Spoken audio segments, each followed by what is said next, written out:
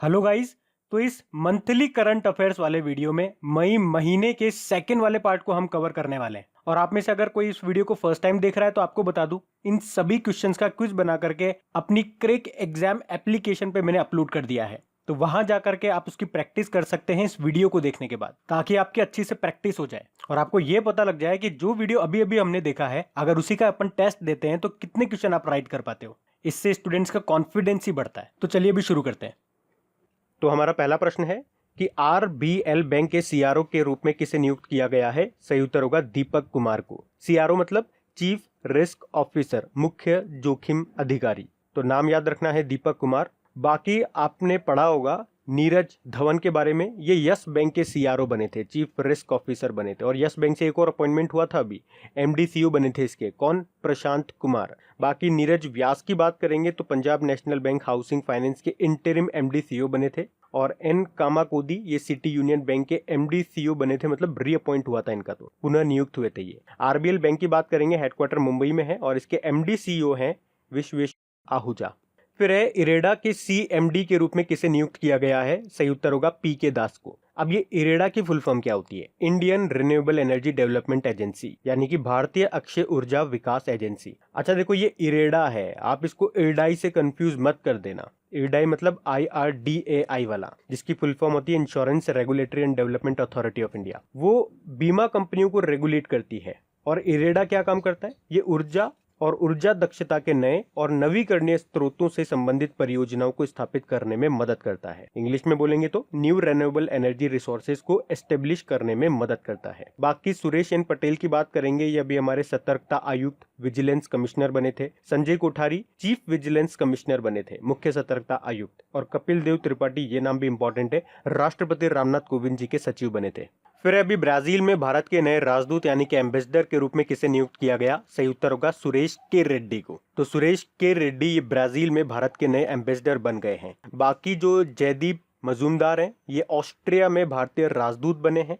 नम्रता S Kumar ये Slovenia में भारत की राजदूत बनी है। और दीपक मित्तल ये कतर में भारतीय राजदूत बने थे। ये 4 नए अपॉइंटमेंट है, इनको याद रखना। अच्छा, इसके अलावा एक और था, पीयूष श्रीवास्तव का अपॉइंटमेंट, बहरीन में भारतीय राजदूत बने थे। तो टोटल 5 हो गए। ब्राजील की अगर बात कर लेंगे तो कैपिटल इसकी ब्राजीलिया है, करेंसी है ब्राजीलियन रियल और प्रेसिडेंट है जेयर बोल्सनारो। अभी आपको याद होगा हमारे रिपब्लिक डे पे गेस्ट थे ये। ब्राजील के बारे में एक इंपॉर्टेंट जानकारी आपको दे दूं, ये एकमात्र दुनिया का ऐसा देश है जिसमें से 2 रेखाएं निकलती है, यानी कि भूमध्य रेखा जिसे इक्वेटर बोलते हैं और मकर रेखा जिसे ट्रॉपिक ऑफ कैप्रिकॉन कहते हैं। और जो आपके 7 वंडर्स है उसमें से एक यहीं पर है ब्राजील में, जिसे कहते हैं क्रिस्ट ऑफ रेडिमर। इसके अलावा आप याद रख लो कि यूनेस्को ने ब्राजील के शहर रियो डी जेनेरियो को 2020 के लिए वास्तुकला की विश्व धरोहर यानी कि world capital of architecture for 2020 के रूप में चुना है।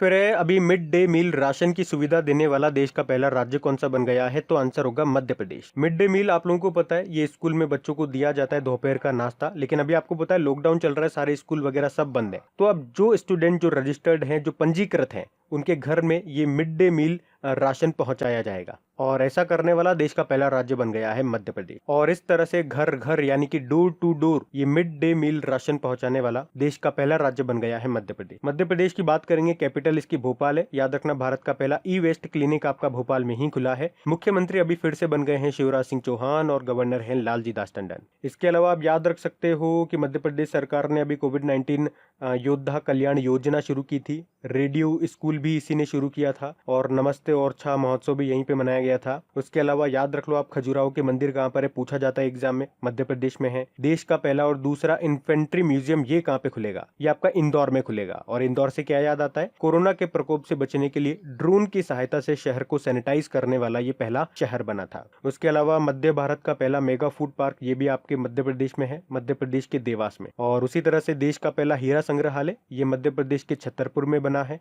देश का पहला मकड़ालय अरकनेरियम ये आपके मध्य प्रदेश के जबलपुर में बना है। और अभी इसके नए मुख्य सचिव बने थे कौन? इकबाल सिंह। फिर है Vijyant at Kargil the life of a Kargil hero नाम की बुक को अभी रिलीज किया गया है। आपको बताना है इसके लेखक कौन है। तो आंसर होगा कर्नल वीएन थापर और नेहा द्विवेदी, यानी कि ये दोनों के दोनों। तो ये बुक वीर चक्र पुरस्कार विजेता कैप्टन विजयंत थापर की बायोग्राफी है, जो 1999 में कारगिल युद्ध में शहीद हो गए थे। और इस बुक को उनके पिता कर्नल वीएन थापर और उनकी बेटी नेहा द्विवेदी ने लिखा है। फिर है अभी संसद की लोक लेखा समिति यानी कि पार्लियामेंट्स पब्लिक अकाउंट्स कमेटी क्या अध्यक्ष किसे बनाया गया है? तो आंसर होगा अधीर रंजन चौधरी को। तो ये लोकसभा में कांग्रेस के नेता हैं अधीर रंजन चौधरी, और अभी इन्हें जो हमारे लोकसभा स्पीकर हैं ओम बिरला जी, उन्होंने संसद की लोक लेखा समिति यानी कि पार्लियामेंट्स पब्लिक अकाउंट्स कमेटी का फिर से अध्यक्ष बना दिया है। अच्छा, इस समिति का काम क्या होता है? तो भारत सरकार के मतलब जो भी सरकारी खर्चे होते हैं उनके खातों की जांच करना इसका काम होता है, और इस समिति का जो अध्यक्ष होता है वो विपक्षी दल से चुना जाता है। वैसे इस समिति में टोटल 22 सदस्य होते हैं, 15 लोकसभा से आते हैं और 7 राज्यसभा से, और इन सबको 1 साल के लिए निर्वाचित किया जाता है। अच्छा, यहाँ पे एक और अपॉइंटमेंट मैंने आपको बताया था डेली करंट अफेयर्स वाले लेक्चर में कि जो डीपीएस नेगी हैं, क्या नाम है? डीपीएस नेगी श्रम व रोजगार मंत्रालय में श्रम ब्यूरो के डायरेक्टर जनरल बने थे, और श्रम व रोजगार मंत्री कौन है? हमारे संतोष गंगवार। अच्छा, यहाँ से एक और क्वेश्चन मैंने आप लोगों को बताया था डेली करंट अफेयर्स वाले लेक्चर में, डीपीएस नेगी का नाम क्या नाम है? डीपीएस नेगी। ये भी अभी नया अपॉइंटमेंट है, श्रम व रोजगार मंत्रालय में श्रम ब्यूरो यानी कि लेबर ब्यूरो के डायरेक्टर जनरल बने हैं ये। अच्छा, हमारे श्रम व रोजगार मंत्री कौन है? संतोष गंगवार हैं। बाकी श्रीकांत माधव वैद की बात करेंगे, अभी इंडियन ऑयल कंपनी के ये चेयरमैन बने थे। राहुल देव की बात करेंगे, पाकिस्तान एयरफोर्स के पहले हिंदू पायलट, ये बहुत इंपॉर्टेंट है ना, याद रखना, आएगा ये प्रश्न एग्जाम में आपके। फिर है राजीव कुमार, ये लोक उद्यम चयन बोर्ड यानी कि पब्लिक एंटरप्राइजेस सिलेक्शन बोर्ड के नए अध्यक्ष बने थे। फिर है अभी किसने वरिष्ठ नागरिकों के लिए सुरक्षित दादा दादी और नाना नानी अभियान लॉन्च किया? तो आंसर होगा नीति आयोग ने। तो अभी नीति आयोग ने कोविड-19 के दौरान वरिष्ठ नागरिकों को यानी कि जो बुजुर्ग व्यक्ति हैं उनको सुरक्षित रखने के लिए पीरामल फाउंडेशन के साथ मिलकर के ये सुरक्षित दादा दादी और नाना नानी अभियान लॉन्च किया है। और इस अभियान का उद्देश्य क्या है? कोविड-19 महामारी के दौरान जो वरिष्ठ नागरिक हैं, जो बुजुर्ग व्यक्ति हैं, उनकी देखभाल सुनिश्चित करना और उन्हें स्वस्थ और जीवन शैली के बारे में जागरूक करना। देखो, नीति आयोग की अगर बात करेंगे तो पहले फुल फॉर्म याद रख लो, national institute of transforming India. इसकी स्थापना हुई थी 1 जनवरी 2015 को। इसके अध्यक्ष कौन होते हैं? भारत के प्रधानमंत्री जो हैं अभी नरेंद्र मोदी जी। उपाध्यक्ष इसके राजीव कुमार है, और इसके सीईओ का नाम है अमिताभ कांत। इन्हें 1 साल का एक्सटेंशन मिला हुआ है। फिर है अभी Punjab national bank housing finance ने पुनः इस्तेमाल किए जाने वाले पीपीई किट के लिए किस आईआईटी के साथ समझौता किया? तो आंसर होगा आईआईटी दिल्ली के साथ। मतलब सरकारी अस्पतालों में जो पीपीई पर्सनल प्रोटेक्शन इक्विपमेंट्स जो सप्लाई किए जाते हैं उन्हें किफायती, टिकाऊ और रीयूजेबल यानी कि दोबारा से आप उन्हें इस्तेमाल कर सकते हैं। तो इस तरह के पीपीई यानी कि व्यक्तिगत सुरक्षा उपकरण बनाने के लिए इसने आईआईटी दिल्ली के साथ समझौता किया है।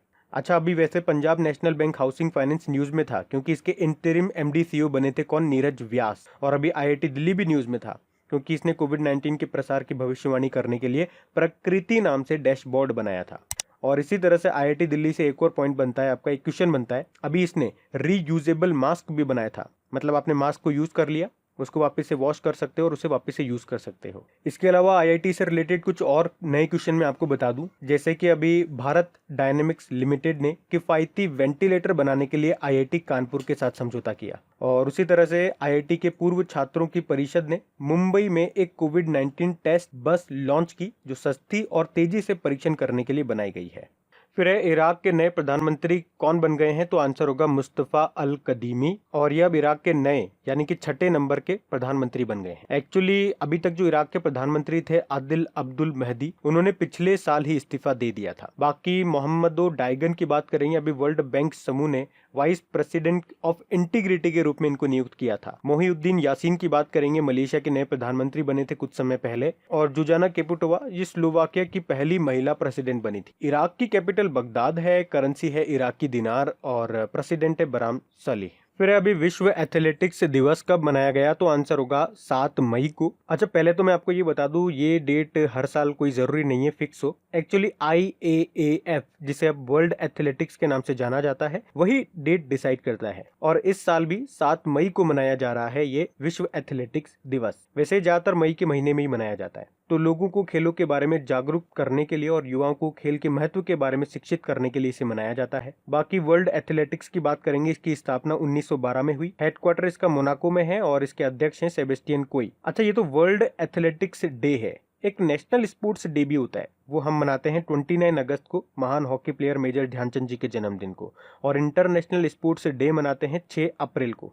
फिर है अभी सुर्खियों में रही तोमान, ये किस देश की नई प्रस्तावित मुद्रा है, करेंसी है? तो आंसर होगा ईरान की। तो मैंने आपको बताया था ईरान ने अपनी मुद्रा यानी कि करेंसी को बदलने का फैसला लिया है। अभी तक जो इसकी करेंसी थी वो रही ईरानी रियाल, जिसे अब बदल करके तोमान कर दिया जाएगा। और इनमें एक रिलेशन भी बताया गया था, 1000 ईरानी रियाल के बराबर होगा एक तोमान। अच्छा, बदल क्यों रहा है? तो अमेरिका ने ईरान पे काफी प्रतिबंध लगा रखे हैं, जिससे उसकी वैल्यू में बहुत गिरावट आई है। तो अभी ईरान की संसद ने इस संबंध में जो विधेयक पेश किया गया था उसे मंजूरी दे दी है, और अब सेंट्रल बैंक ऑफ ईरान को करेंसी में बदलाव करने के लिए 2 साल का वक्त दिया जाएगा। अच्छा, करेंसी से एक क्वेश्चन मैंने आपको कुछ समय पहले भी बताया था कि 8 अफ्रीकी देशों ने भी अपनी करेंसी CFA फ्रैंक से बदल करके एको कर ली है। और कौन कौन से 8 अफ्रीकी देश? Mali, Niger, Senegal, Benin, Togo, Burkina Faso, Guinea Bissau और आइवरी कोस्टा। तो ये भी आप ध्यान रखना। बाकी ईरान की अगर बात कर लेते हैं तो ईरान की कैपिटल तेहरान है, प्रेसिडेंट है हसन रूहानी, और एक हसन दियाब नाम याद रखो, लेबनान के नए प्रधानमंत्री बने इसी साल। और ईरान के भी नए कमांडर कौन बने थे? इस्माइल कानी बने थे। उसके अलावा ईरान से आप क्या याद रख सकते हो? हाँ, अभी जो एक सैन्य सैटेलाइट है जिसका नाम है नूर, उसको सफलतापूर्वक ऑर्बिट में पहुंचाया था ईरान ने। और ईरान के एक चेस प्लेयर हैं, शतरंज खिलाड़ी हैं, एलिरजा फिरोज। इनका नाम भी अभी न्यूज में था क्योंकि इन्होंने नॉर्वे के जो वर्ल्ड चैंपियन है मैग्नस कार्लसन, उनको हरा करके बंटर ब्लिट्ज कप जीत लिया था। ये ऑनलाइन खेला जाता है। फिर है यूनाइटेड नेशन एनवायरनमेंट प्रोग्राम ने भारत की गुडविल एम्बेसडर के रूप में किसका कार्यकाल 2022 तक बढ़ा दिया है? तो आंसर होगा दिया मिर्जा। भारतीय एक्ट्रेस हैं ये दिया मिर्जा, और इन्हीं को यूनाइटेड नेशन एनवायरनमेंट प्रोग्राम के द्वारा भारत में अपना गुडविल एम्बेसडर बनाया था, जिनका कार्यकाल इस साल खत्म होने वाला था, पर अब उनका कार्यकाल, उनका टाइम पीरियड 2022 तक बढ़ा दिया गया है। अच्छा, गुडविल एम्बेसडर से कुछ और पॉइंट मैं आपको याद कराता हूँ। जैसे Vishwanath Anand world wide fund ने भारत के पर्यावरण शिक्षा कार्यक्रम का इनको राजदूत बनाया था। और सौरव गांगुली जो BCCI के भी नए अध्यक्ष हैं, इन्हें टोक्यो ओलंपिक में भारत का सद्भावना राजदूत यानी कि गुडविल एम्बेसडर बनाया गया था। तो ये नाम भी आपको याद होने चाहिए। और यूनाइटेड नेशन एनवायरनमेंट प्रोग्राम की बात करेंगे, इसका हेडक्वार्टर है नैरोबी, केन्या में। अच्छा, केन्या से आपको कुछ याद आता है? एक एथलीट का नाम आपको याद आता होगा, एलियूड किपचोगे। और एलियूड किपचोगे का नाम क्यों न्यूज में था? क्योंकि world athlete of the year का अवार्ड मिला था इनको पुरुषों में, वहीं महिलाओं में मिला था दलीला मोहम्मद को, जो कि USA से हैं। अच्छा, यूनाइटेड नेशन एनवायरनमेंट प्रोग्राम की बात कर रहे हैं तो उसका एग्जीक्यूटिव डायरेक्टर कौन है? इंगर एंडरसन है। फिर अभी वर्ल्ड रेड क्रॉस डे कब मनाया गया? तो आंसर होगा 8 मई को। तो ये जो वर्ल्ड रेड क्रॉस डे है ये स्वयं सेवकों यानी कि वॉलंटियर्स के लिए मनाया जाता है, जिन्होंने जरूरत के समय लोगों की मदद में अद्वितीय योगदान दिया हो। अच्छा, इसे 8 मई को ही क्यों मनाते हैं? क्योंकि 8 मई 1828 को हेनरी डुनेंट का जन्म हुआ था, और ये वो है जिन्होंने 1863 में स्विट्जरलैंड के जेनेवा में इंटरनेशनल रेड क्रॉस कमेटी की स्थापना की थी, और इन्हें शांति का नोबेल पुरस्कार भी मिल चुका है। तो याद रखना, international committee of red cross का हेडक्वार्टर कहां पर है? जेनेवा, स्विट्जरलैंड में है, और वर्तमान में इसके अध्यक्ष हैं पीटर मॉरेर। वैसे 8 मई को एक और इम्पोर्टेंट डे मनाया हमने, वर्ल्ड थैलेसीमिया डे। ये थैलेसीमिया क्या होता है? रक्त संबंधी अनुवांशिक रोग होता है। इसके कारण हीमोग्लोबिन जो होता है आपके ब्लड में, उसकी कमी हो जाती है। और हीमोग्लोबिन क्या काम करती है? ऑक्सीजन ले जाने का काम करती है, बॉडी को सप्लाई करने का काम करती है ऑक्सीजन को। अब हीमोग्लोबिन की कमी होगी तो ऑक्सीजन भी अच्छे से नहीं जा पाएगी, शरीर में नहीं मिल पाएगी ऑक्सीजन, और इसमें RBC वगैरह भी नष्ट हो जाते हैं, तो शरीर में आयरन की मात्रा बढ़ जाती है। तो सिंपल सा याद रख लो, थैलेसीमिया एक तो रक्त संबंधी आनुवंशिक रोग है। और वर्ल्ड थैलेसीमिया डे कब मनाते हैं? 8 मई को मनाते हैं। फिर है भारत सरकार ने विदेशों से भारतीयों को लाने के लिए किस नाम से एक मिशन शुरू किया है? तो आंसर होगा वंदे भारत मिशन। तो अभी भारत सरकार ने विदेशों में जो भारतीय फंसे हुए हैं उनको स्वदेश लाने के लिए वंदे भारत मिशन नाम से एक अभियान शुरू किया है। और इसके अलावा आपको याद होगा भारतीय सेना ने भी मालदीव में फंसे हुए जो भारतीय हैं उनको भारत लाने के लिए समुद्र सेतु अभियान शुरू किया था। उसमें 2 जहाज भेजे गए थे जिनके नाम आप याद रख लो, एक का नाम था जलश्वा, एक का नाम था मगर। अच्छा, यहाँ पे एक और क्वेश्चन मैं आपको बताऊंगा एक पोर्टल के बारे में। अभी नागरिक उड्डयन मंत्रालय ने ड्रोन उड़ाने के लिए जो परमिशन लेनी पड़ती है ना, उस परमिशन लेने की प्रोसेस को आसान बनाने के लिए गरुड़ नाम से एक पोर्टल लॉन्च किया है। गरुड़ का मतलब होता है government authorisation for relief using drones. और नागरिक उड्डयन राज्य मंत्री कौन है? हमारे हरदीप सिंह पुरी हैं। फिर अभी किस देश ने सफलतापूर्वक लॉन्ग मार्च 5B रॉकेट को लॉन्च किया है? तो आंसर होगा चाइना ने।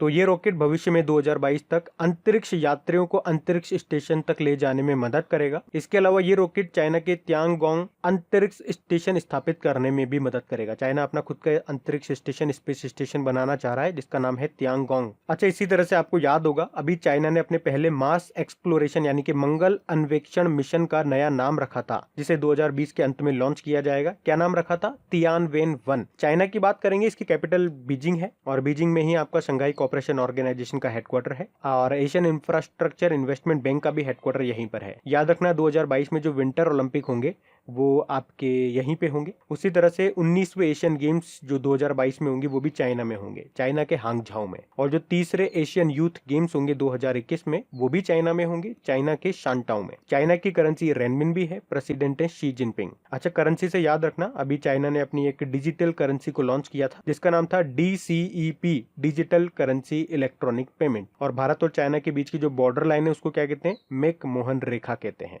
फिर अभी विशाखापत्तनम पॉलीमर प्लांट में गैस रिसाव की घटना हुई थी, गैस लीकेज की घटना हुई थी। तो आपसे पूछा जा रहा है कौन सी गैस, क्या नाम है उस गैस का? तो आंसर होगा स्टाइरीन। तो आंध्र प्रदेश के विशाखापत्तनम में LG पॉलीमर प्लांट में स्टाइरीन गैस लीक हुई जिससे 11 लोगों की मृत्यु भी हो गई थी। ये स्टाइरीन एक जहरीली ज्वलनशील गैस है, ज्वलनशील मतलब इनफ्लेमेबल गैस है और इसे विनाइल बेंजीन, इथाइल बेंजीन या फिनाइल बेंजीन के नाम से भी जाना जाता है। इसका केमिकल फॉर्मूला आप याद रख सकते हो क्योंकि ये न्यूज में है, तो यहाँ से आपके अगर साइंस आती है एग्जाम में तो ये प्रश्न पूछा जा सकता है। इसका केमिकल फॉर्मूला होता है C6H5CH2, डबल बॉन्ड हो गया यहाँ पे। और इस स्टाइरीन गैस को प्लास्टिक इंजीनियरिंग उद्योग में इस्तेमाल किया जाता है। और इस गैस लीक वाली बात से आपको भोपाल गैस कांड याद आया होगा, तो वहां से 2 प्रश्न आप याद रख लो जो कई बार एग्जाम में पूछे जा चुके हैं और आपको पते भी होने चाहिए कि वो भोपाल गैस कांड एक्सीडेंट कब हुआ था? 1984 में हुआ था, 2 और 3 दिसंबर की रात में। और कौन सी गैस लीक हुई थी ये सबसे इंपॉर्टेंट है, मिथाइल आइसोसाइनेट। अच्छा, LG पॉलीमर प्लांट में ये हादसा हुआ। अभी LG किस देश की कंपनी है? साउथ कोरियन कंपनी है। फिर अभी किस राज्य सरकार ने सरकारी कर्मचारियों की सेवानिवृत्ति आयु को 58 ईयर से बढ़ा करके 59 ईयर कर दिया? तो आंसर होगा तमिलनाडु सरकार ने। अच्छा, याद रखना इन लोगों ने तो सरकारी कर्मचारियों के आयु को मतलब रिटायरमेंट एज को 1 साल के लिए बढ़ा दिया है। इसी तरह से आपको याद होगा पंजाब की सरकार ने अपने कर्मचारियों की जो रिटायरमेंट एज है उसको घटा दिया था, 60 ईयर से 58 ईयर कर दिया था। अब तमिलनाडु की बात है तो कैपिटल इसकी चेन्नई है, चेन्नई में ही चमड़ा अनुसंधान केंद्र है आपका। मुख्यमंत्री हैं इड्डापड्डी के पलानीस्वामी और गवर्नर हैं बनवारी लाल पुरोहित। यहाँ पे एक मंदिर भी है, देखो 2 मंदिर हमेशा याद रखो जो एग्जाम में आते ही आते हैं। एक तो मीनाक्षी मंदिर है जो कि तमिलनाडु में है और एक सबरीमाला मंदिर है जो कि केरल में है। और अभी तमिलनाडु का 38वां जिला कौन सा बना था? मयिलादुथुराई बना था। याद रखना भारत का पहला संगीत संग्रहालय ये आपका तमिलनाडु में ही बना है। और एक नाम याद रखो, रूपा गुरुनाथ का ये अपॉइंटमेंट है, तमिलनाडु क्रिकेट एसोसिएशन की पहली महिला अध्यक्ष बनी थी। ये देश के किसी भी राज्य के क्रिकेट बोर्ड की पहली महिला प्रमुख है, इसीलिए इनका नाम मैं आपको बार बार बताता हूँ क्योंकि ये इंपॉर्टेंट है। उसके अलावा तमिलनाडु के कोयम्बटूर में मोदी किचन की भी स्थापना की गई थी। और याद रखो तमिलनाडु में जो कोरोमंडल तट पर जो कामराजार पोर्ट है जिसे पहले एन्नोर पोर्ट के नाम से जाना जाता था, ये भी अभी न्यूज में रहा था क्योंकि इसमें सरकार ने अपनी 66.67% हिस्सेदारी को चेन्नई पोर्ट ट्रस्ट को बेच दिया था। फिर अभी एक रिपोर्ट आई है और इस रिपोर्ट के अनुसार देश के किन क्षेत्रों में इंटरनेट उपयोगकर्ताओं यानी कि इंटरनेट यूजर्स की संख्या सबसे ज्यादा है? तो आंसर होगा ग्रामीण क्षेत्रों में। और ये रिपोर्ट जारी की है IAMAI ने, मतलब internet and mobile association of India.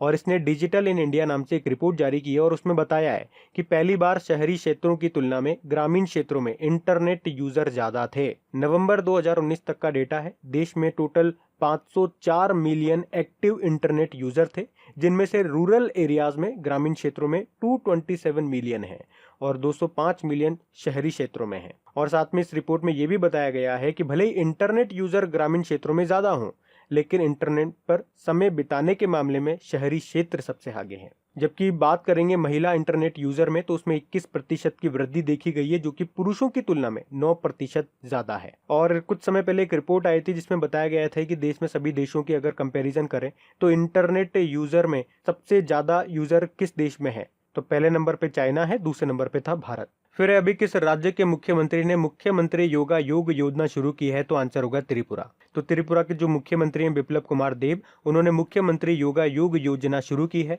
तो इसमें क्या होगा, इसमें जो फाइनल ईयर के जो स्टूडेंट्स हैं कॉलेजेस के, यूनिवर्सिटीज के, उन्हें स्मार्टफोन के लिए त्रिपुरा गवर्नमेंट 5,000 रुपए देगी ताकि वो स्मार्टफोन खरीद सकें। त्रिपुरा की कैपिटल अगरतला है, गवर्नर हैं रमेश बैस, मुख्यमंत्री हैं बिप्लब कुमार देब। और यहाँ से फेस्टिवल आपके एग्जाम में पूछा जाता है, खर्ची पूजा। ये एक हिंदू फेस्टिवल है जो कि त्रिपुरा में मनाया जाता है। और त्रिपुरा हाईकोर्ट के चीफ जस्टिस का नाम है अकिल अब्दुल हमीद कुरैशी। एक नेशनल पार्क यहाँ से बहुत इंपॉर्टेंट है, clouded leopard national park Tripura में है। लेकिन क्लाउडेड लेपर्ड की बात करेंगे तो ये राजकीय पशु है आपका मेघालय का, तो ये थोड़ा सा ध्यान रखना। उसके अलावा त्रिपुरा अभी क्यों न्यूज में था, क्योंकि त्रिपुरा गवर्नमेंट ने नेबरहुड क्लासेस की शुरुआत की थी और कृषि क्षेत्र से जुड़े उद्यमियों यानी कि एंटरप्रेन्योर के लिए एग्रो एंटरप्रेन्योर फैसिलिटेशन डेस्क भी शुरू किया था। तो इन सब कारण से त्रिपुरा भी न्यूज में रहा।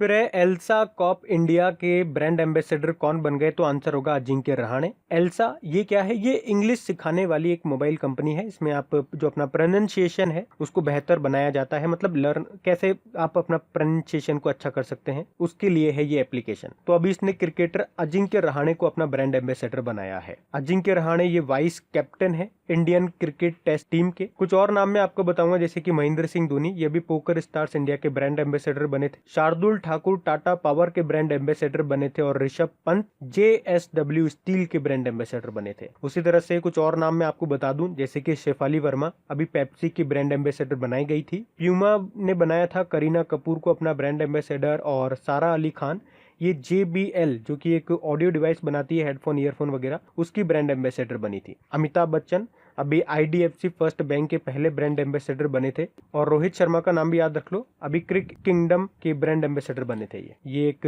क्रिकेट क्लब है। फिर सभी जिलों के अस्पतालों में वेंटिलेटर बेड की सुविधा देने वाला देश का पहला राज्य कौन सा बन गया? तो आंसर होगा उत्तर प्रदेश। मतलब उत्तर प्रदेश अपने हर जिले के अस्पतालों में वेंटिलेटर बेड की सुविधा देने वाला देश का पहला राज्य बन गया है। तो अब राज्य में जितने भी जिले हैं, कितने जिले हैं वैसे? टोटल 75 जिले हैं। तो उनमें कोविड-19 के रोगियों को उच्च स्तर की देखभाल मिल सकेगी। फिर किस राज्य की सरकार ने CMAPP एप्लीकेशन को लॉन्च किया है? तो आंसर होगा आंध्र प्रदेश सरकार ने। CMAPP मतलब होता है comprehensive monitoring of agriculture price and procurement. तो अभी कृषि मूल्य और खरीद की व्यापक निगरानी करने के लिए इसे लॉन्च किया गया है। तो ये किसानों की कृषि जरूरतों की निगरानी करने के लिए एक मोबाइल एप्लीकेशन है। तो याद रखना किसने लॉन्च किया? आंध्र प्रदेश ने।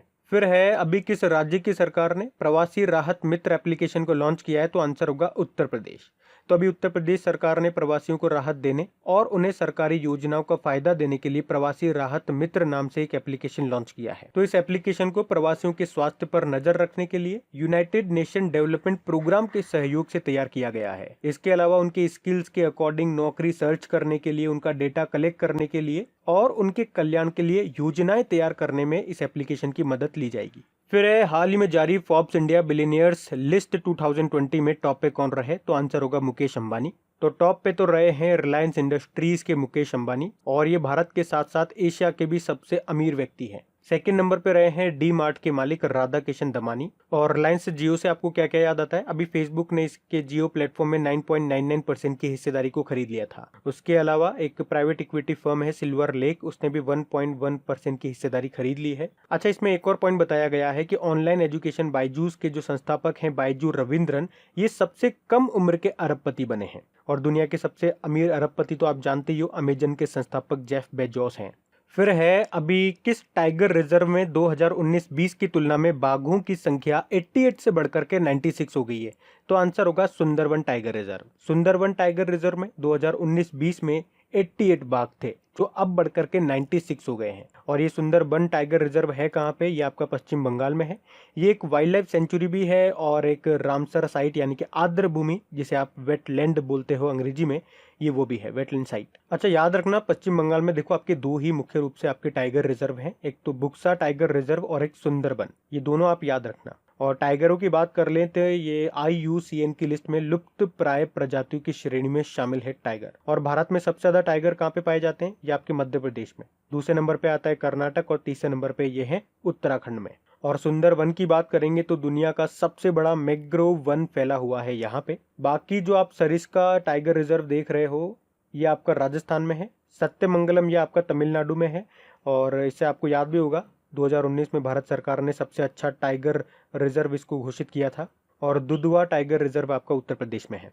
फिर है कौन सा बैंक गैर बैंकिंग वित्तीय कंपनियों यानी कि नॉन बैंकिंग फाइनेंशियल कंपनी तक ऋण स्थगन यानी कि मॉरेटोरियम देने वाला भारत का पहला बैंक बन गया है? तो आंसर होगा पंजाब नेशनल बैंक। अच्छा, ये ऋण स्थगन यानी कि मॉरेटोरियम का मतलब क्या होता है? तो सिंपल सा आप समझो, जैसे कि नॉन बैंकिंग फाइनेंशियल कंपनी ने जो पंजाब नेशनल बैंक से लोन लिया है तो हर महीने उनको किस्त चुकानी पड़ती है, इंस्टॉलमेंट देनी पड़ती है। लेकिन अभी कोरोना वायरस के कारण सबकी आर्थिक स्थिति खराब हो गई, नकदी की समस्या आ गई है, तो अभी पंजाब नेशनल बैंक ने किस्त को बाद में देने को कह दिया है कि अभी मत दो, बाद में दे देना। तो सबसे पहले पंजाब नेशनल बैंक ने ये घोषणा की है और उसके बाद स्टेट बैंक ऑफ इंडिया ने। और पंजाब नेशनल बैंक से आपको कुछ याद आता होगा, अभी 2 बैंकों का इसमें विलय कर दिया गया था। वैसे तो आपको याद होगा टोटल 10 बैंकों का विलय हो गया है 4 बैंकों में, और आपको याद रखने हैं वो 10 बैंक कौन कौन से हैं और किसका किस में विलय हुआ है। मैं आपको कई बार बता चुका हूँ, रिवीजन वाला वीडियो अगर आप हमारा देखते होंगे तो कई बार मैं आपको बता चुका हूँ। चलिए एक बार फिर मैं आपको रिवाइज करा देता हूँ, आप ध्यान रखना। यूनाइटेड बैंक ऑफ इंडिया और ओरिएंटल बैंक ऑफ कॉमर्स का विलय हो गया पंजाब नेशनल बैंक में, और इस तरह से पंजाब नेशनल बैंक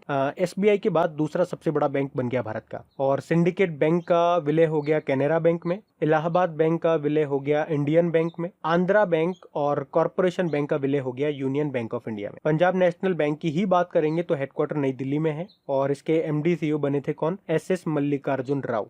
फिर अभी किस राज्य में स्थित चित्तरंजन लोकोमोटिव वर्क्स ने एक स्वचालित चिकित्सा ट्रॉली बनाई है? तो आंसर होगा पश्चिम बंगाल। पश्चिम बंगाल में है ये चित्तरंजन लोकोमोटिव वर्क्स और इसने ऑटोमेटिक मेडिकल ट्रॉली बनाई है। मतलब इसको चलाने के लिए किसी इंसान को धक्का देने की जरूरत नहीं है इस ट्रॉली को। जैसे अस्पताल में किसी रोगियों तक कोई दवाई पहुंचानी है, खाना पहुंचाना है, तो ये जो ट्रॉली अपने आप जाएगी। ये रिमोट कंट्रोल से ऑपरेट होती है बेसिकली, और इसमें एक कैमरा और एक मोबाइल फोन भी लगाया गया है ताकि जो डॉक्टर है वो मरीज से बात कर सके। पश्चिम बंगाल से तो याद रख लो, देखो इसकी कैपिटल कोलकाता है, और कोलकाता किस नदी के किनारे स्थित है? ये प्रश्न एग्जाम में आता है, हुगली नदी के किनारे, और हुगली नदी के नीचे ही चलेगी भारत की पहली अंडर वाटर ट्रेन। ये पॉइंट भी याद रखो। मुख्यमंत्री ममता बनर्जी हैं, गवर्नर हैं जगदीप धनखड़। इसके अलावा अभी पश्चिम बंगाल सरकार ने प्रवासियों के लिए एग्जिट एप्लीकेशन भी लॉन्च किया था, और आपको याद होगा कृषि मंत्रालय की रिपोर्ट आई थी जिसमें बताया था कि 2018-19 में सब्जियों के उत्पादन में पश्चिम बंगाल टॉप पर है और फलों के उत्पादन में आंध्र प्रदेश टॉप पे है। उसके अलावा जो यहाँ पे कोलकाता बंदरगाह है उसका नाम बदलकर डॉक्टर श्यामा प्रसाद मुखर्जी के नाम पे रख दिया गया है। 2 टाइगर रिजर्व में आपको इंपॉर्टेंट बता ही चुका हूँ पश्चिम बंगाल से, एक तो बुक्सा और एक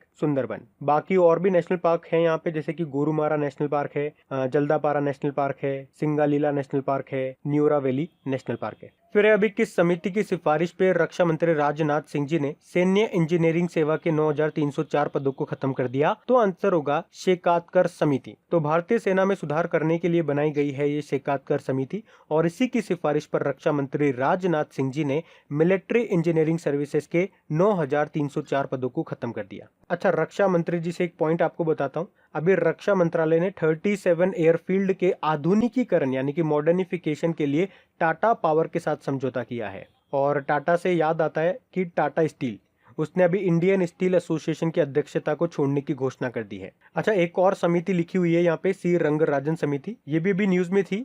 तमिलनाडु सरकार ने कोरोना वायरस के कारण भाई काफी खर्चा हो रहा है, राजकीय कोष में काफी नुकसान हो रहा है, तो उसकी स्थिति को कैसे बेहतर बनाया जाए, उसकी स्थिति को कैसे सुधारा जाए, तो इसके लिए आरबीआई के पूर्व गवर्नर सी रंगराजन जी की अध्यक्षता में एक समिति बनाई है, तो ये भी ध्यान रखना।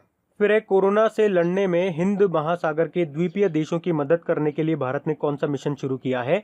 तो आंसर होगा मिशन सागर। अच्छा, सागर की भी फुल फॉर्म है यहाँ पे, security and growth for all in the region. तो हिंद महासागर में जो स्थित छोटे छोटे द्वीपीय देश हैं, मुख्य रूप से 5 देशों की यहाँ पे बात हुई है, जैसे कि Maldives, Madagascar, Comoros, Seychelles, Mauritius. तो इन देशों की कोविड-19 से लड़ने में मदद करने के लिए भारत ने मिशन सागर शुरू किया है। तो इस मदद में क्या होगा? इन्हें चिकित्सा सामग्री दी जाएगी, खाद्य सामग्री दी जाएगी, और जरूरत पड़ी तो मेडिकल टीमें भी यहाँ पे भेजी जाएगी। और अभी आपको याद होगा वंदे भारत मिशन, ये भी भारत सरकार ने शुरू किया था विदेशों में जो भारतीय फंसे हुए हैं उनको वापस भारत में लाने के लिए। और समुद्र, ये अभी भारतीय नौसेना ने शुरू किया था मालदीव में जो भारतीय फंसे हुए हैं उनको भारत में लाने के लिए। फिर अभी 15वें वित्त आयोग की सलाहकार परिषद के सदस्य के रूप में किसे शामिल किया गया? तो आंसर होगा कृष्णमूर्ति सुब्रमण्यम को।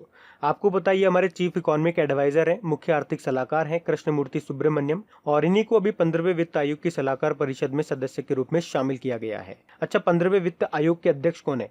NK सिंह हैं। बाकी अधीर रंजन चौधरी की बात करेंगे, लोक लेखा समिति के अध्यक्ष बनाया गया था इनको। मालिनी शंकर की बात करेंगे, राष्ट्रीय शिपिंग बोर्ड का नया प्रमुख बनाया गया था इनको। और Krishnan Ramachandran max Bupa health insurance के एमडी सीईओ बने थे ये। अच्छा, वित्त मंत्री कौन है? हमारी निर्मला सीतारमन है, कर्नाटक से राज्यसभा सांसद है। और याद रखना, देश की पहली पूर्णकालिक महिला वित्त मंत्री भी है ये। इनसे वैसे पहले इंदिरा गांधी रह चुकी हैं, लेकिन उनके पास अतिरिक्त प्रभार था और वो पूर्णकालिक भी नहीं थी। 1970 और 71 तक रही थी वो बस। और वित्त सचिव बने थे अभी अजय भूषण पांडे। फिर अभी किसने आरोग्य संजीवनी स्वास्थ्य बीमा पॉलिसी को लॉन्च किया? तो आंसर होगा एसबीआई जनरल इंश्योरेंस ने। तो अभी कोरोना वायरस संक्रमण को देखते हुए एसबीआई जनरल इंश्योरेंस ने आरोग्य संजीवनी हेल्थ इंश्योरेंस को शुरू किया है।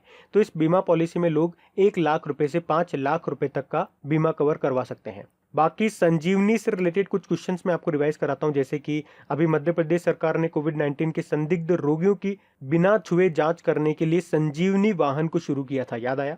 और अभी स्वास्थ्य मंत्री डॉक्टर हर्षवर्धन जी ने आयुष संजीवनी एप्लीकेशन को भी लॉन्च किया था। तो इस तरह से आप लिंक करके चीजों को याद रखो, बड़ा आसान हो जाएगा चीजों को याद रख पाना। बाकी आईसीआईसीआई लोम्बार्ड की बात करेंगे। अभी फ्लिपकार्ट के साथ एक किसने बीमा पॉलिसी शुरू की थी कोविड-19 को कवर करने के लिए।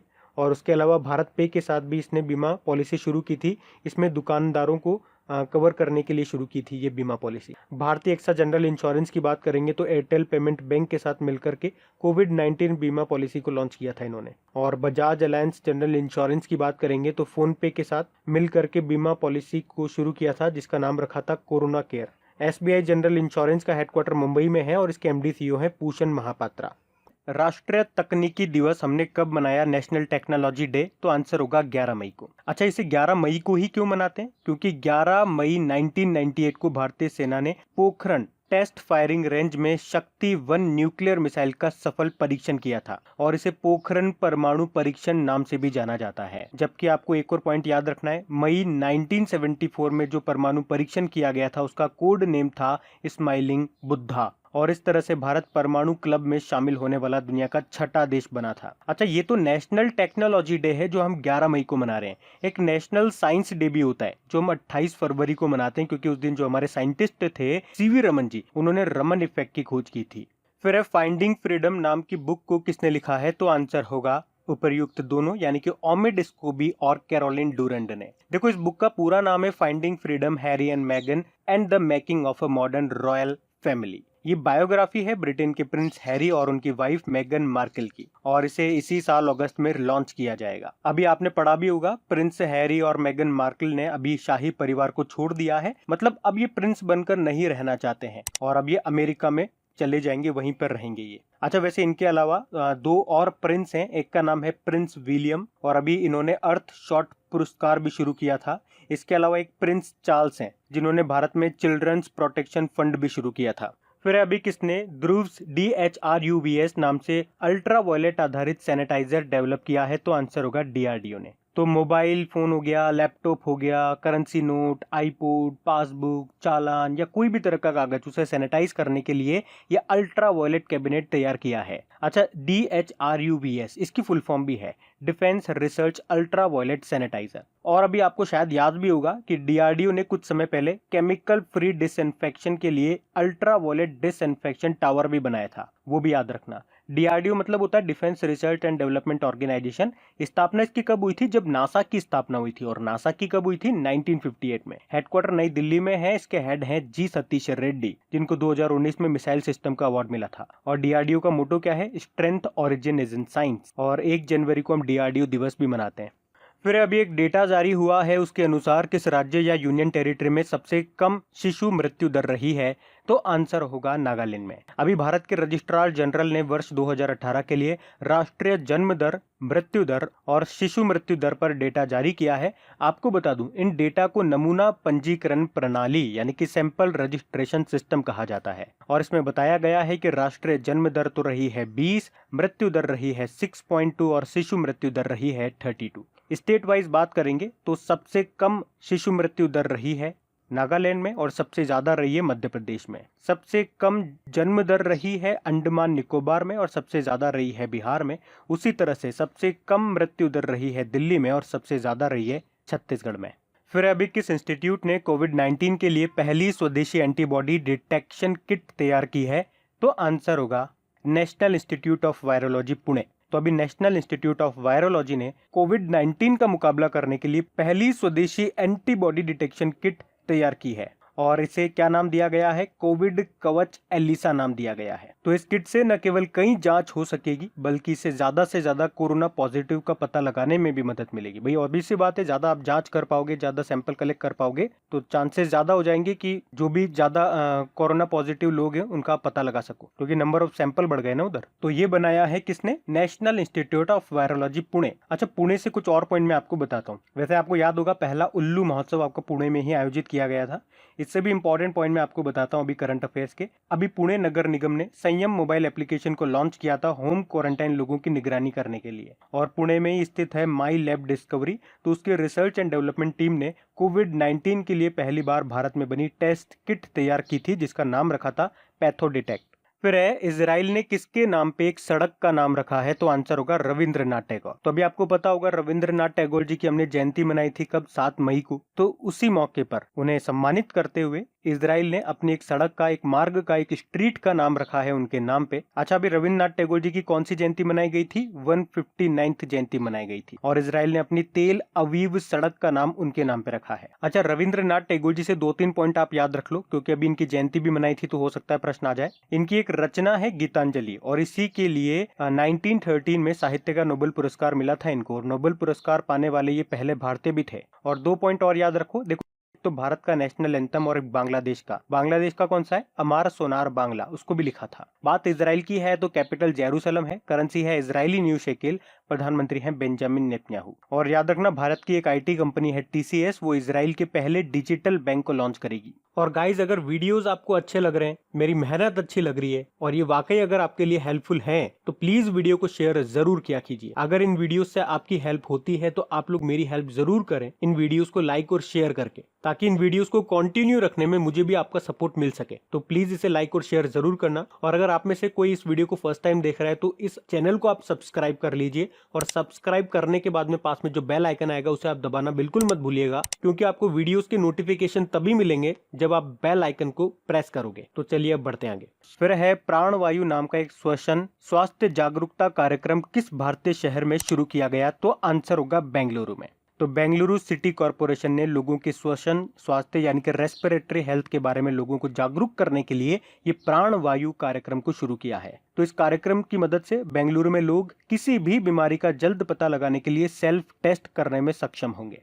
बेंगलुरु जो कि आपकी कैपिटल है कर्नाटक की। अच्छा, बेंगलुरु किस नदी के किनारे स्थित है, तो ये वृषभवती नदी के किनारे स्थित है। बेंगलुरु को ही सिलिकॉन वैली ऑफ इंडिया भी कहा जाता है।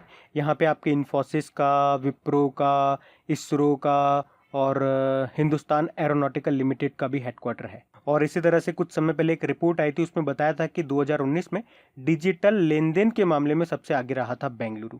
फिर है, अभी दीपा मलिक ने सेवानिवृत्ति यानी कि संन्यास की घोषणा कर दी है। आपको बताना इनका संबंध किस खेल से है, तो ये एक पैरा एथलीट है, ये हरियाणा से बिलोंग करती है और शॉर्टपुट प्लेयर है ये। और अभी इन्होंने पैरालंपिक खेलों से संन्यास की घोषणा कर दी है। क्यों कर दी है, क्योंकि एक रूल होता है कि एक सक्रिय एथलीट किसी भी फेडरेशन में आधिकारिक रूप से पद पर नहीं रह सकता है। और दीपा मलिक ये अभी पैरालंपिक समिति के अध्यक्ष बन चुकी है। तो इनके पास 2 ऑप्शन है, या तो ये अध्यक्ष बनी रहे या फिर ये खेल खेलती रहे खिलाड़ी बनके। तो इन्होंने अध्यक्ष बनना स्वीकार किया और इन्होंने कहा कि मैं खेलों से संन्यास ले लूंगी। दीपा मलिक की थोड़ी सी बात कर लें तो ये पैरालंपिक खेलों में पदक जीतने वाली पहली भारतीय महिला है। आपको पता है 2019 का जो राजीव गांधी खेल रत्न पुरस्कार है वो जीता था इन्होंने बजरंग पूनिया के साथ मिलकर के, और इस तरह से ये राजीव गांधी खेल रत्न पुरस्कार पाने वाली पहली पैरा एथलीट बनी थी। इसके अलावा एक और पॉइंट याद होगा, दीपा मलिक और योगेश्वर दत्त को अखिल भारतीय खेल परिषद में शामिल किया गया था, यानी कि all India council of sports में शामिल किया गया था। इन्हें पद्मश्री और अर्जुन पुरस्कार भी मिल चुका है। फिर है, किस देश ने FIDE-Chess.com ऑनलाइन नेशंस कप जीत लिया, तो आंसर होगा चाइना ने। ये ऑनलाइन होता है और ये इसका पहला संस्करण था, और चाइना ने जीत लिया किसको हरा करके, यूएसए को हरा करके।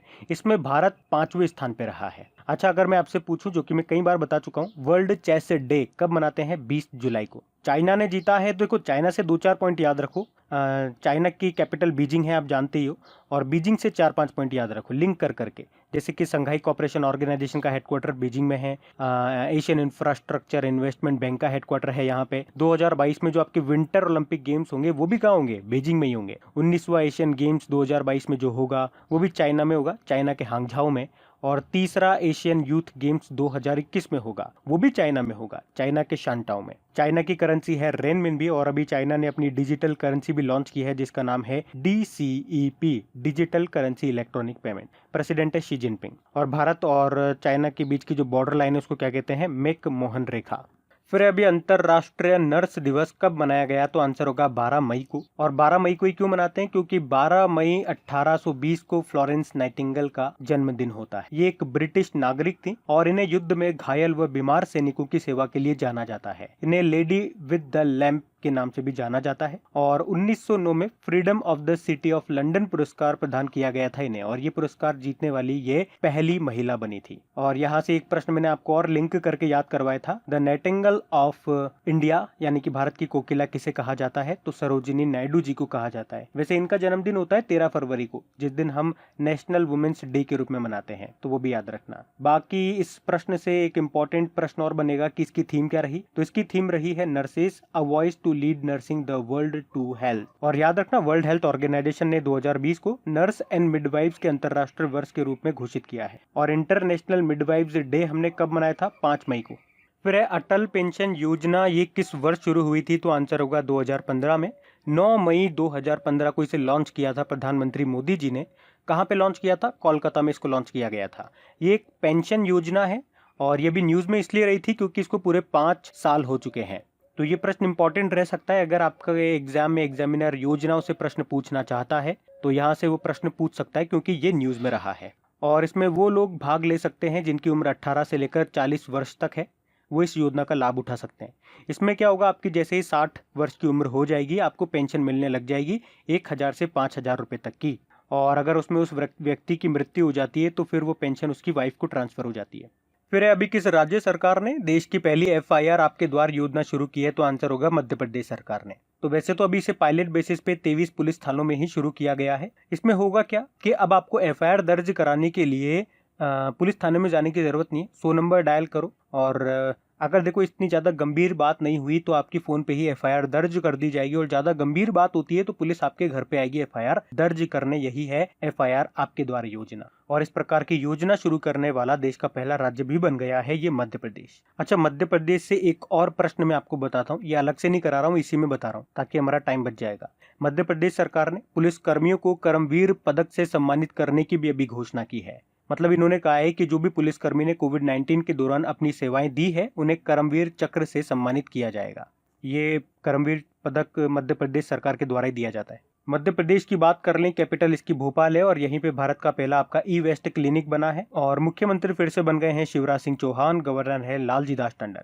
याद रखना यहीं पे आपका बांधवगढ़ नेशनल पार्क भी है और ये रॉयल बंगाल टाइगर की बड़ी आबादी के लिए जाना जाता है। कुछ और भी इंपॉर्टेंट नेशनल पार्क हैं यहाँ पे काफी सारे, जैसे कि कान्हा नेशनल पार्क है, पन्ना नेशनल पार्क हो गया, सतपुड़ा नेशनल पार्क हो गया, माधव नेशनल पार्क है यहाँ पे, पेंच नेशनल पार्क भी है, वन विहार नेशनल पार्क भी है और एक संजय नेशनल पार्क भी है यहाँ पे। याद रखना एक संजय गांधी नेशनल पार्क भी नाम आता है, लेकिन वो है महाराष्ट्र का। अगर संजय नेशनल पार्क बोलेंगे तो केवल वो मध्य प्रदेश का है, संजय गांधी बोलेंगे तो वो महाराष्ट्र का है। अभी मध्य प्रदेश सरकार ने संजीवनी वाहन भी शुरू किया था और कोविड-19 योद्धा कल्याण योजना शुरू की थी, जीवन अमृत योजना शुरू की थी, जीवन शक्ति योजना भी शुरू की थी और अभी मिड डे मील राशन देने वाला पहला राज्य भी बना था मध्य प्रदेश। और रेडियो स्कूल भी शुरू किया था 20 ने। उसके अलावा नमस्ते ओरछा महोत्सव भी यहाँ पे मनाया गया था। इसके अलावा याद रखना मध्य भारत का पहला मेगा फूड बाजार का मध्य प्रदेश के देवास में ही बना है। और देश का पहला और दुनिया का दूसरा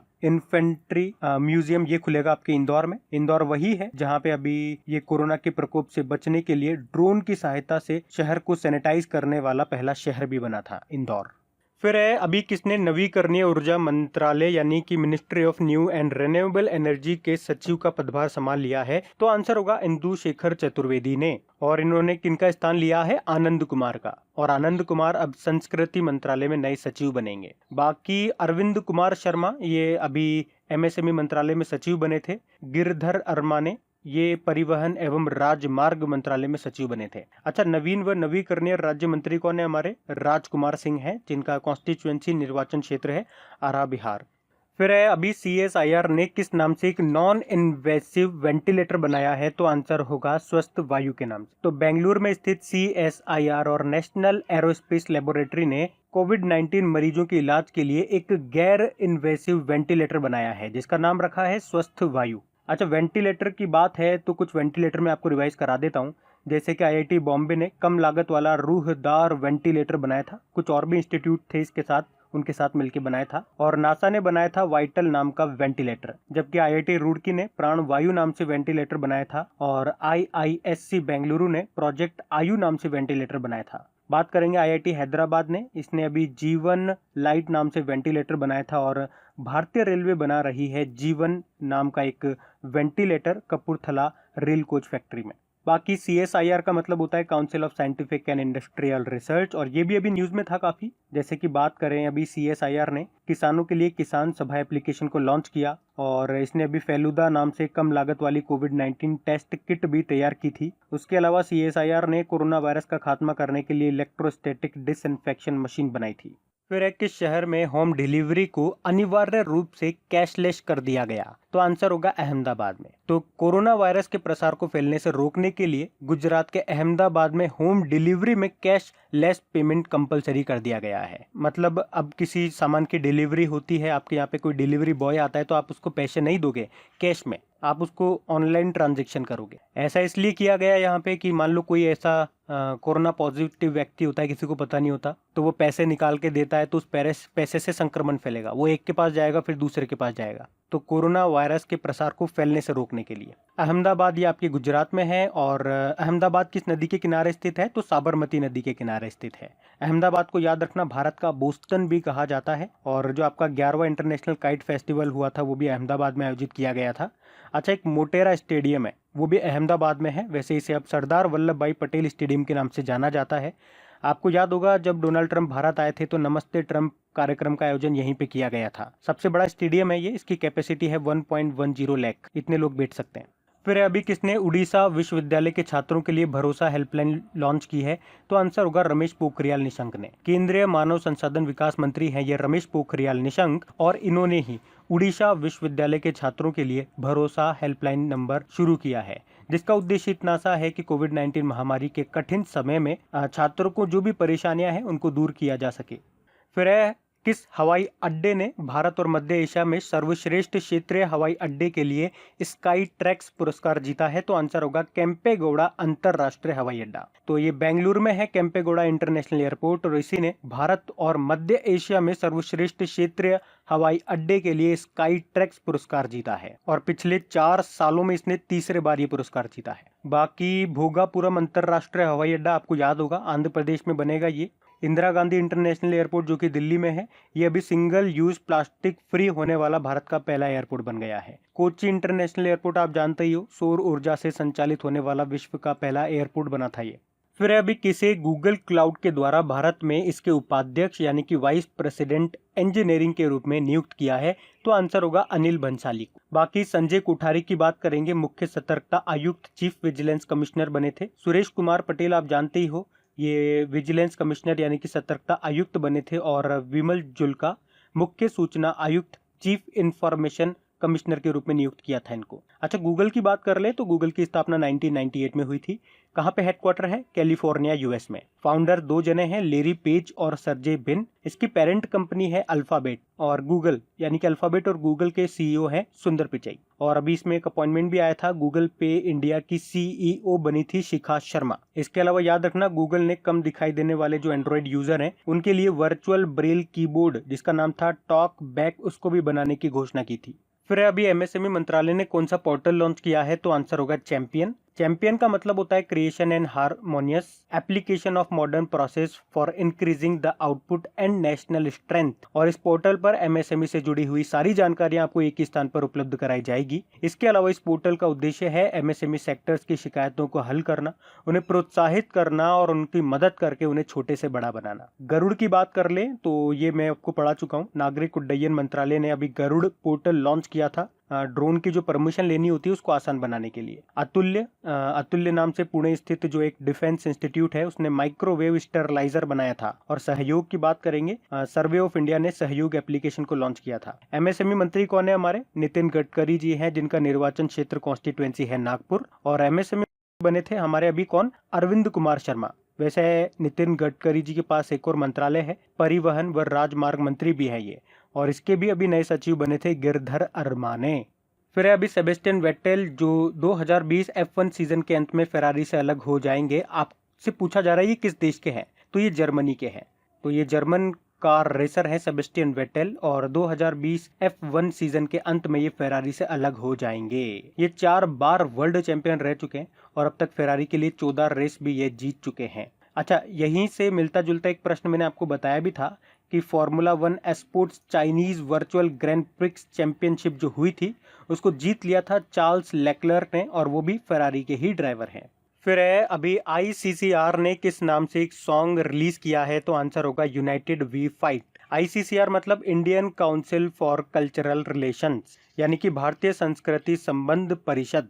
और इसने अभी यूनाइटेड वी फाइट नाम से एक सॉन्ग रिलीज किया है। इसे लोगों को कोविड-19 के खिलाफ एकजुट होकर लड़ाई लड़ने के लिए आशा का संदेश देने के लिए जारी किया गया है। और इसी तरह से आपको याद होगा HDFC बैंक ने भी अभी एक सॉन्ग रिलीज किया था, #हम हार नहीं मानेंगे नाम से। और pass the message to kick out corona virus, ये फीफा ने इस मूवमेंट को शुरू किया था। और एक कैंपेन भी इसने शुरू किया था #वी विल विन नाम से। बाकी टीम मास्क फोर्स ये BCCI ने लॉन्च किया था।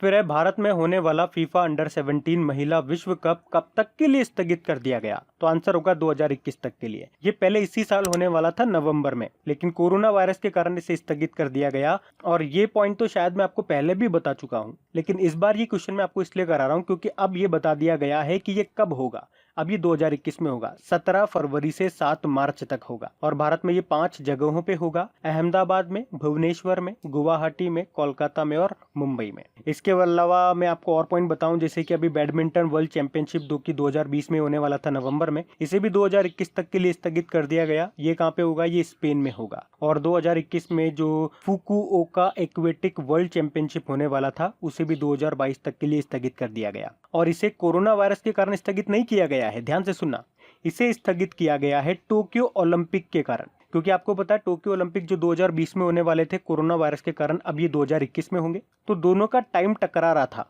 इसीलिए उनको स्थगित करना पड़ा 2022 में। अच्छा, इसी कारण से सेम पर्पस, टोक्यो ओलंपिक वाला पर्पस के कारण 2 और गेम्स को स्थगित करना पड़ा।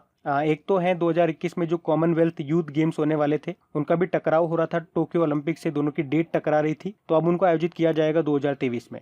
और इसी तरह से 2021 में वर्ल्ड गेम्स होने वाले थे अमेरिका के बर्मिंघम में, उसे भी 2022 के लिए शिफ्ट कर दिया गया, स्थगित कर दिया गया। तो ये भी ध्यान रखना। बात फीफा की है, देखो फीफा की स्थापना हुई थी 1904 में, ज्यूरिख स्विट्जरलैंड में हेडक्वार्टर है और इसके अध्यक्ष हैं गियानी इन्फिनिटिव। और इसका मोटो क्या है? For the game for the world. अच्छा, आपको याद होगी अभी फीफा रैंकिंग आई थी जिसमें टॉप पे था बेल्जियम, और भारत की रैंक क्या रही थी उसमें? 108 रैंक रही थी। वैसे फीफा मेंस वर्ल्ड कप जो 2022 में होंगे वो कहाँ पे होंगे? याद रखो, कतर में होंगे। और उसके बाद 2026 में जो होंगे वो होंगे 3 जगह पे, USA, मैक्सिको और कनाडा में। फिर है अभी फेड कप हार्ट अवार्ड जीतने वाली पहली भारतीय कौन बन गई है, तो आंसर होगा सानिया मिर्जा। और ये प्रश्न तो हम पहले भी पढ़ चुके हैं, लेकिन पहले मैंने आपको बताया था कि ये फेड कप हार्ट अवार्ड के लिए नॉमिनेट होने वाली पहली भारतीय बनी थी, लेकिन अभी इन्होंने ये अवार्ड जीत लिया है। और ये प्रश्न आपका 200% इंपॉर्टेंट हो जाता है, एग्जाम में आएगा डेफिनेटली ये प्रश्न, याद रखना। और साथ में इन्होंने ये भी कहा है कि इसमें जो प्राइज मनी आएगी वो सब डोनेट कर दूंगी तेलंगाना CM रिलीफ फंड में। और इन्हें एशिया ओशियाना क्षेत्र के लिए ये अवार्ड मिला है। मैंने आपको बताया था जो फेड कप है ये किस खेल से संबंधित है। देखो प्रश्न इस तरह से आ जाते हैं कई बार कि ये फेड कप बताओ किस खेल से संबंधित है, तो ये टेनिस से ही संबंधित है। महिलाओं का टेनिस चैंपियनशिप होती है ये, और पुरुषों की जो होती है उसको कहते हैं डेविस कप। फिर अभी किस राज्य के तेलिया रुमाल को GI टैग मिला है, तो आंसर होगा तेलंगाना। तो ये रुमाल केवल लाल, काले और सफेद रंग में आता है। तो सिंपल सा याद रखना, तेलंगाना का है तेलिया रुमाल। इसके अलावा अभी झारखंड की सोहराई खोवर पेंटिंग को भी जीआई टैग मिला है। और कुछ और अभी रिसेंटली जिनको जीआई टैग मिले हैं इसी महीने में, वो मैं आपको बता रहा हूँ, ध्यान से सुनना। अभी जम्मू कश्मीर के कश्मीरी केसर को मिला है जीआई टैग, मणिपुर के काले चावल को मिला है जीआई टैग, गोरखपुर टेराकोटा को मिला है जीआई टैग, तमिलनाडु के कदलाई मित्तई को मिला है जीआई टैग, और अभी तमिलनाडु के ही तंजावुर नेती वर्क जो कि एक पारंपरिक कला है उसे, और अरम्बवूर वुड नक्काशी जो कि लकड़ी से बनाई जाती है उसको भी मिला है जीआई टैग। जीआई मतलब होता है ज्योग्राफिकल इंडिकेशन। अच्छा, एक और प्रश्न मैं आपको बताता हूँ, ध्यान रखना। पहला जीआई टैग किसको मिला था और कब मिला था? तो ये दार्जिलिंग टी को मिला था और इसको मिला था ये 2004 में, तो ये पॉइंट भी ध्यान रखना। फिर है अंतरराष्ट्रीय हॉकी महासंघ के अध्यक्ष का कार्यकाल 2021 तक बढ़ा दिया गया है। नाम बताना है आपको उनका नाम है नरेंद्र ध्रुव बत्रा। एक्चुअली में अभी कोविड-19 के कारण जो इंटरनेशनल हॉकी फेडरेशन का 47वां वार्षिक सम्मेलन होना था वो नहीं हो पाया, और इसी सम्मेलन के बाद नरेंद्र ध्रुव बत्रा भी रिटायर्ड होने वाले थे। अब ये सम्मेलन अगले साल होगा मई में, और इस सम्मेलन के बाद ही नरेंद्र ध्रुव बत्रा रिटायर्ड होंगे। इसलिए प्रश्न में कहा गया है कि उनका कार्यकाल 2021 तक के लिए बढ़ा दिया गया है। बाकी श्रीकांत माधव वैद्य की बात करेंगे, इंडियन ऑयल कंपनी के चेयरमैन बने थे। कपिल देव त्रिपाठी राष्ट्रपति रामनाथ कोविंद जी के सचिव बने थे, ये तो मैं काफी बार बता चुका हूँ, आपको याद हो गया होगा। संजय कोठारी मुख्य सतर्कता आयुक्त चीफ विजिलेंस कमिश्नर बने थे। एक सतर्कता आयुक्त भी बने थे जो आप जानते होंगे, सुरेश कुमार पटेल। अच्छा, एक दिलीप कुमार पटेल भी आपने पढ़ा होगा, ये एनटीपीसी के एचआर डायरेक्टर बने थे, ह्यूमन रिसोर्सेज डायरेक्टर। फिर अभी विश्व प्रवासी पक्षी दिवस यानी कि वर्ल्ड माइग्रेटरी बर्ड डे कब मनाया गया? तो आंसर होगा 9 मई को। और मैंने आपको बताया था ये साल में 2 बार मनाया जाता है, एक तो मई और एक अक्टूबर में। और मई और अक्टूबर में भी कब? दूसरे शनिवार को। तो इसकी डेट हर साल चेंज होती है, तो आप तो इस साल का याद रखो। अब एक तो 9 मई को मना रहे हैं और एक 10 अक्टूबर को मनाएंगे। तो प्रवासी पक्षियों के बारे में और उनके संरक्षण के बारे में जागरूकता बढ़ाने के लिए इसे मनाया जाता है। अब यहाँ से एक और इम्पोर्टेंट प्रश्न बनेगा कि इसकी थीम क्या रही है। इसकी थीम है बर्ड्स कनेक्ट और वर्ल्ड, पक्षी हमारी दुनिया को जोड़ते हैं। फिर है भारतीय मौसम विभाग ने अपने मौसम पूर्वानुमान में किन क्षेत्रों को शामिल किया है? तो आंसर होगा उपर्युक्त दोनों, यानी कि मुजफ्फराबाद और गिलगिट बाल्टिस्तान को। देखो, भारतीय मौसम विभाग ये क्या काम करता है? भारत में मौसम का पूर्वानुमान करता है, यानी कि कब बारिश होगी, कितनी बारिश होगी, कैसा मौसम रहेगा। तो अब इसने गिलगिट बाल्टिस्तान और मुजफ्फराबाद को भी अपनी मौसम पूर्वानुमान सूची में शामिल कर लिया है। मतलब अब इनके भी मौसम का पूर्वानुमान करेगा ये दोनों क्षेत्र आपके पीओके में आते हैं, यानी कि है तो हमारी, लेकिन इन लोगों ने कब्जा कर रखा है, पाकिस्तान वालों ने। पाकिस्तान ऑक्यूपाइड कश्मीर में आते हैं। बाकी इंडियन मेट्रोलॉजिकल डिपार्टमेंट की बात करेंगे तो इसकी स्थापना हुई थी 1875 में। इसके अध्यक्ष का नाम इंपॉर्टेंट है, Mrutyunjay Mohapatra. Cyclone man of India के नाम से भी इनको जाना जाता है। फिर है मेरिलबॉर्न क्रिकेट क्लब के अध्यक्ष के रूप में दूसरे कार्यकाल के लिए फिर से किसको नियुक्त कर दिया? तो आंसर होगा कुमार संगाकारा को। कुमार संगाकारा ये श्रीलंका के पूर्व कप्तान है, जो कुछ समय पहले ही संन्यास ले लिया था इन्होंने। और आपको याद होगा 2019 में मेरिलबॉर्न क्रिकेट क्लब के पहले गैर ब्रिटिश यानी कि नॉन ब्रिटिश अध्यक्ष बने थे ये। और ये प्रश्न काफी एग्जाम में पूछा भी जा चुका है। और अभी इनका 1 साल का कार्यकाल होता है, तो 1 साल का कार्यकाल समाप्त हो गया, अब दूसरे कार्यकाल के लिए भी इनको चुन लिया गया है। बाकी ग्रीम स्मिथ की बात करेंगे, ये साउथ अफ्रीका के पूर्व कप्तान है, और अभी इनका नाम भी न्यूज में था क्योंकि साउथ अफ्रीका क्रिकेट बोर्ड के नए डायरेक्टर बने ये। इसके अलावा आपको याद होगा पिछले साल ही ग्रीम स्मिथ और टिम में ये ऑस्ट्रेलिया के स्पिनर थे। इन दोनों को मेरिलबॉर्न क्रिकेट क्लब का मानद आजीवन सदस्य चुना गया था। अच्छा, ध्यान सुनना, ये MCC मतलब यहाँ पे मेरिलबॉर्न क्रिकेट क्लब है, मेलबर्न क्रिकेट क्लब मत कर देना। मेरिलबॉर्न क्रिकेट क्लब है जिसका हेडक्वार्टर लंदन में है।